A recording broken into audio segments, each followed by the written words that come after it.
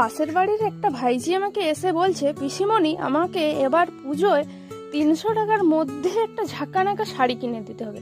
তা শুনে তো আমার মাথায় হাত, যে 300 টাকার মধ্যে আমি আবার ঝাঁকানাকা শাড়ি কোথায় পাবো।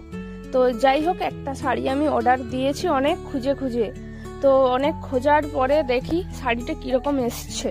তো শাড়িটা যে এইরকম আসবে আমি একটু এক্সপেক্ট করিনি, আবার 300 টাকার মধ্যে। তারপরে আবার এই যে শাড়িটা লেস বসানো, এত সুন্দর লেসটা বসানো আছে। শাড়িটা কিন্তু প্যাকিংটা দিয়েছে উল্টো পথে প্যাকিং করেছিল, পাটটা উল্টো পথে ছিল শাড়ির। তো শাড়িটা আমি আবার সোজা করে দেখলাম, আমার তো একটুও বিশ্বাস হয়নি 300 টাকার মধ্যে এত সুন্দর শাড়ি। তো আমি শাড়িটা প্রথমেই খুলে আগে দেখছি কোথাও ছেঁড়া ফাটা আছে নাকি।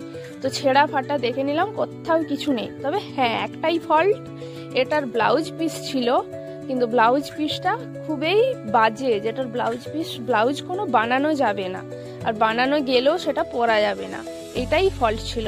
বাকি শাড়িটা অসাধারণ, দেখে তো আমারও একটা নিতে ইচ্ছে করছে এরকম শাড়ি। তো দেখা যাক, আমিও এরকম একটা শাড়ি নেব। তোমরাও কি চাও আমার মতনই শাড়ি নিতে? তো কমেন্ট করো, আমি লিংক দিয়ে দেবো।